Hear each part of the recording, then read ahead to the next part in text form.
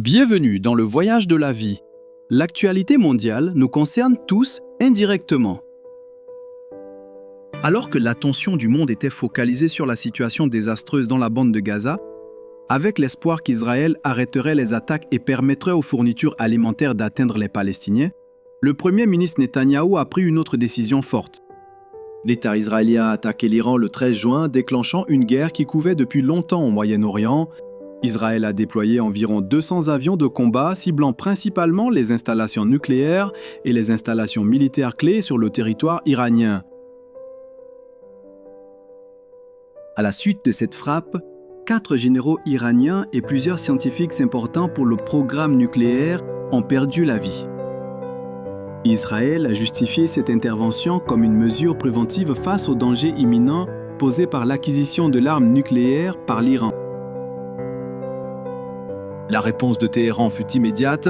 Un grand nombre de missiles balistiques et de drones ont frappé des zones résidentielles à Jérusalem, Tel Aviv et Haïfa. Malgré les systèmes de défense aérienne avancés d'Israël, certaines des attaques iraniennes ont atteint leurs cibles, causant des pertes humaines et des dommages importants aux infrastructures. Pendant ce temps, les États-Unis, alliés le plus proche d'Israël et État le plus puissant sur la scène internationale, ont réagi par une double position. De côté, ils ont déclaré soutenir Israël dans la défense de son droit existentiel en renforçant sa présence militaire dans la région et en déplaçant des avions porte-avions près du détroit d'Ormuz. De son côté, l'administration Trump a appelé à la retenue et à éviter toute escalade. Alors que la diplomatie américaine s'est mobilisée pour mettre fin à l'escalade militaire entre Israël et l'Iran continuent d'échanger des tirs à distance. La plus grande crainte est que cet affrontement ne dégénère. La question qui agite l'opinion mondiale est la suivante. Existe-t-il un risque d'utilisation d'armes nucléaires ?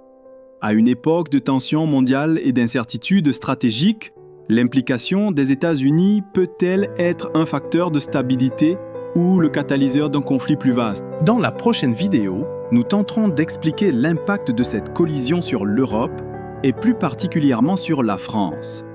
Pour faciliter notre travail, abonnez-vous à notre chaîne.